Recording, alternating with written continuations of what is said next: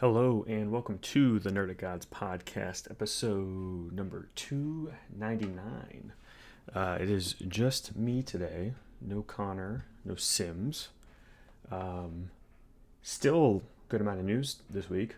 Really, really big story this week actually. And I wish I had Connor here to talk about it. But yeah, let's just hop right into it.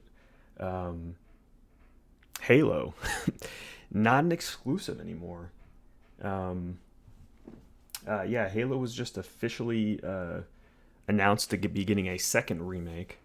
The first one was during the 360 when 343 first took over. They announced it'll be released next year, which is going to be the 25th anniversary for Halo Combat Evolved. Um, yeah, and it's coming to Xbox, of course, and PC and PS5, which is pretty crazy to see a PlayStation logo and a PlayStation tweet about this game. That's very surreal. This being the big hallmark, this is on Xbox game. A little bit of a caveat too. It's not going to be multiplayer. They're just doing the campaign, but it will have crossplay, which I think it'll be nice. I think they said that it'll have split screen as well and online for the campaign.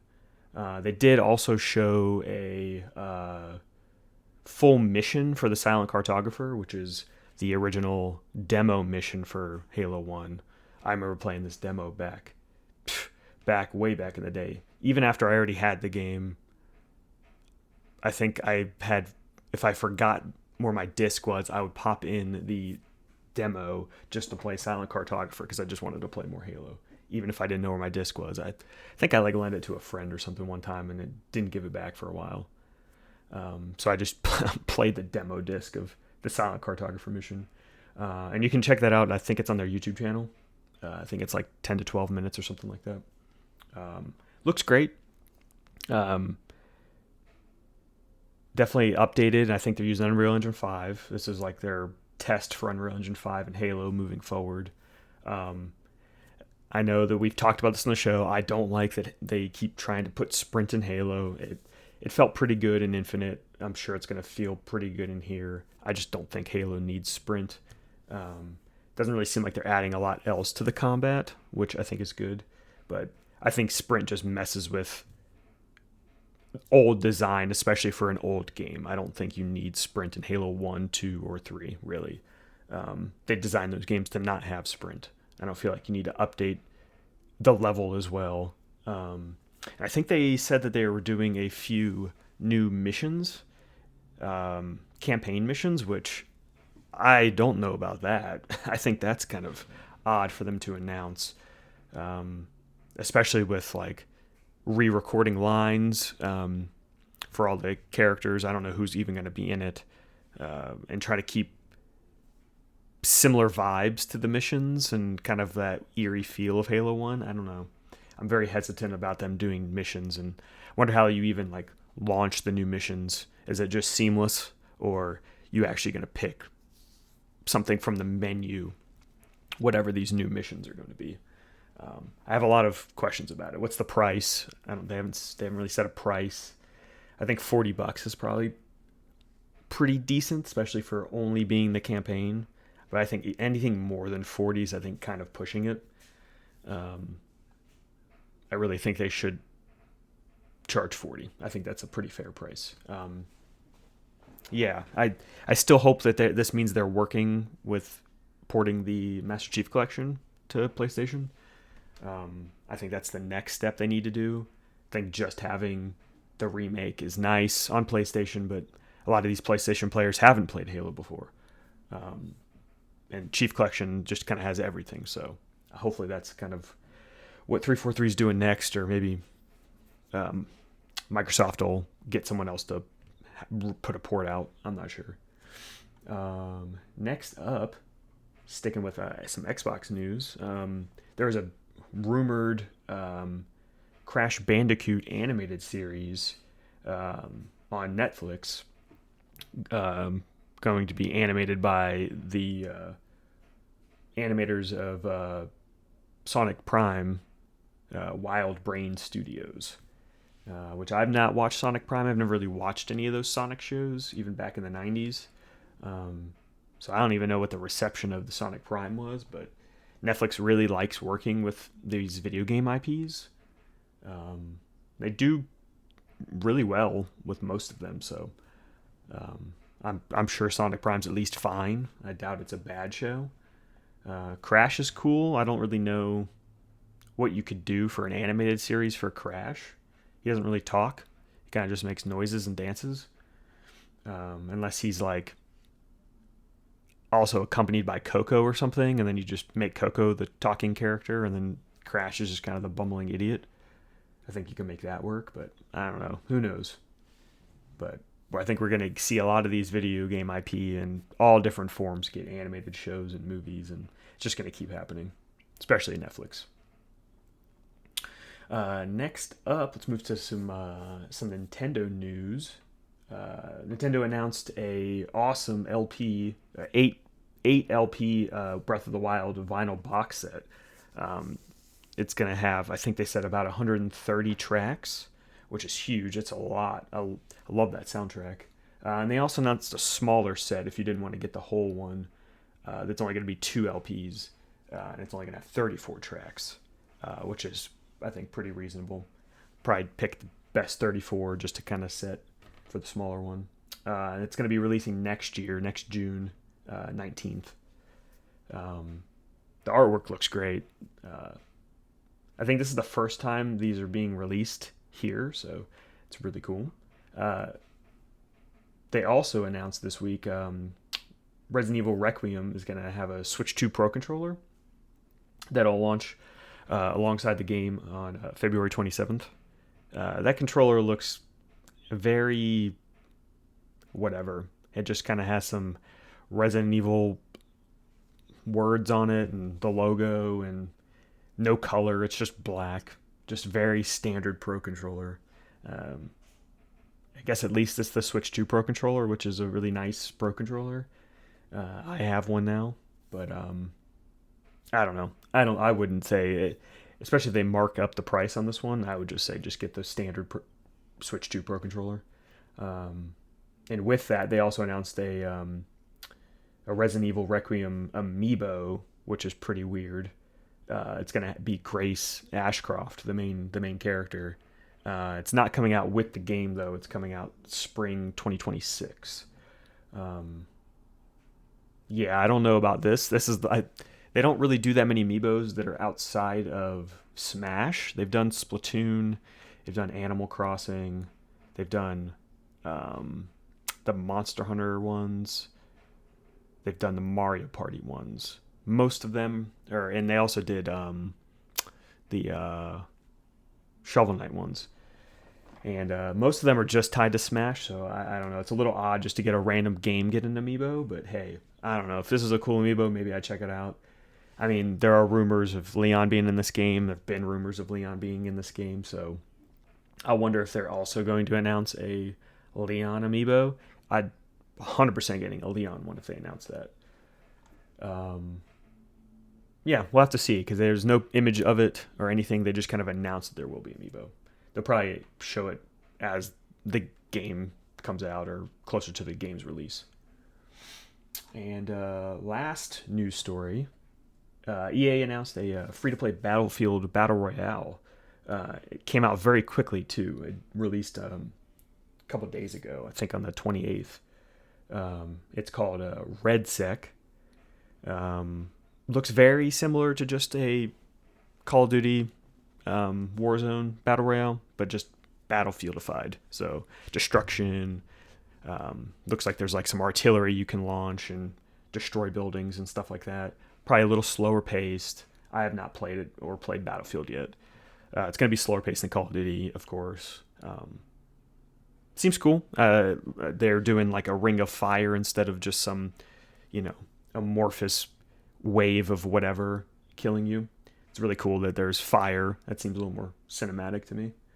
I might try to check it out. I don't know. I do want to play Battlefield, but it might still be a little bit before I can check out that game. Seems very good. I guess I'll move on to what I've been playing. I've been playing, haven't gone back to Donkey Kong yet. Definitely gonna beat that uh, soon. But I've been playing Pokemon, a lot of Pokemon. I think I'm about 20 hours or so into Pokemon now. I think last week I only had played a handful of hours. Yeah, I have a lot of mixed feelings about the game. The combat's pretty fun, a little repetitive, kind of where I'm at. Just kind of spamming attacks. Oh, this has super effective against this thing. Just kind of spam that or whatever. Just kind of spamming cooldowns. Doesn't seem as strategical as the typical turn-based combat, which I could see why they're not. They probably won't do this type of combat for a mainline Pokemon game. I think people do like how strategical that turn-based combat is. But the city's getting a little stale, which I'm sure everyone kind of feels that way. There really isn't that much change up, even with the wild zones. I think I'm at like 15 wild zones now, somewhere around there. And yeah, there's some like grass in there, and there's a wild zone that kind of uh, has some ice and stuff like that. But for the most part, there's still not that much of a change up, and it's definitely a little repetitive. Other than that, the story's also kind of just whatever kind of Pokemon story so far. There's usually kind of twists at the end, so I don't know, maybe there's going to be some fun, goofy, weird twist. Like at least Arceus had like some time travel in it. I don't know, maybe there's some weirdness there too. But it's Pokemon. I like going around collecting my little Pokemon.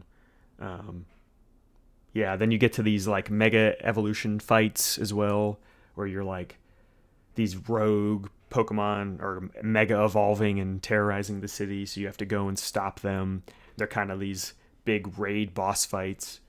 Each one, you have like one of your NPC buddies with you, so it's you and them taking down this giant mega evolved Pokemon. These fights are pretty cool. They're really they really require you to also have a mega evolution Pokemon. And if you don't have one of the stones and have a mega evolution Pokemon, these fights I'm sure are even more drawn out than they kind of already are, because you just don't deal much damage to them with your standard Pokemon, even with a super effective move. You really need like a mega evolved Pokemon and then hit them with a super effective move kind of over and over again to really like chip some damage on them. So I can't even imagine what it's what it's like to try to tackle one without that. I'm sure that's super annoying. Music's pretty good. Not really that much of a highlight, especially for Pokemon that generally has great music. Even some of the worst Pokemon games. I think right now, kind of where I'm sitting, this is probably my least favorite Pokemon in a very long time, even though I'm still enjoying it. And I think it's pretty hard for me to not enjoy a Pokemon game. Like I think I like Arceus, Scarlet and Violet, Sword and Shield more. I think the only one I don't like as much as this is Sun and Moon. I think I like this a little bit more than Sun and Moon. Sun and Moon's definitely like my least favorite Pokemon game, and there's things I still like about Sun and Moon. I'm gonna keep playing it though. I don't know how much longer I have. I think I'm rank D right now, so I don't know how much longer it takes to get to rank A, or if there's even a little bit more after getting rank A. I'm not too sure, but definitely getting there. I don't think I've played anything else. I kind of want to check out that Borderlands Halloween event. I know they've added some items. I think you can get a pumpkin head and a couple guns and a couple grenades, I think. That seems pretty cool, just for like a free update. I haven't checked it out though. Yeah, don't think I've played much else. I played a little bit of Mario Kart, Mario Kart World. Very fun. I've completely forgot I did this. It's very, very fun. I need to get back to it. Played like a handful of Grand Prix. Um, it the way that the Grand Prix are set up is very different, and I don't know how I fully feel about this part of it, where the first race you have multiple tracks, and then after that, once you get to the second, third, and fourth, you kind of just keep going. And it feels a little weird.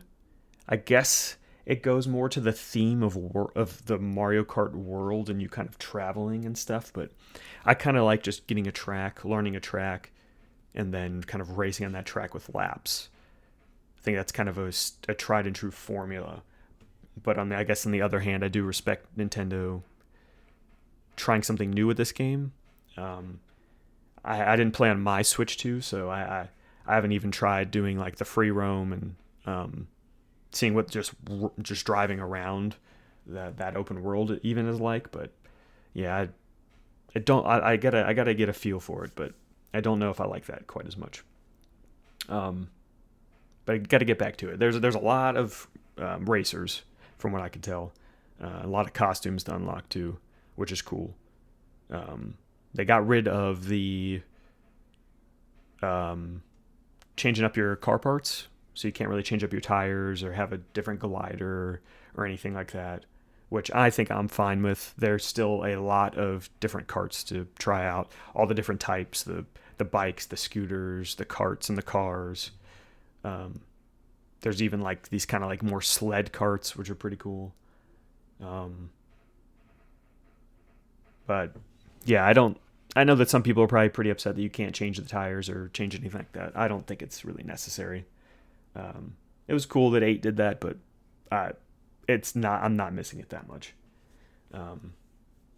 But yeah, I think that's pretty much all I've been playing. This will be the big announcement, I guess. This will be the final standard episode of the Nerdic Gods podcast. We'll come back probably at the standard time that we normally do with our Game of the Year episode. That'll be our episode 300, probably first week of January or so, I would guess. It will have all three of us, me, Connor, and Sims. And yeah, that'll be the final episode for at least this iteration of the Nerdic Gods podcast. Who knows? Maybe we'll come back and do it again, or continue it again, or do something new. Connor has free reign of the channel too. He could do some game videos if he wanted to. I have some ideas myself. Maybe bring my 60-second reviews back. Maybe do some video essay kind of stuff. Maybe if I feel like doing like a news roundup myself, maybe a smaller videos like these and still kind of call them the podcast. Maybe I'll do that. But yeah, our Game of the Year episode for 2025 will be the kind of final episode of the podcast. A little bittersweet. We haven't missed a week. After this week, we'll be the first week we've missed in I think 5.5 years, almost 6 years, which is pretty crazy. Yeah, I think we started in early February of 2020, like right before the pandemic, and haven't missed a week since. Yeah, a little bittersweet, but hey, it's been a journey, and we made friends along the way, and yeah, with that'll be the last normal episode of the Nerdic Gods podcast, episode 299. Thank you for watching all these years and listening all these years. Bye-bye, everybody.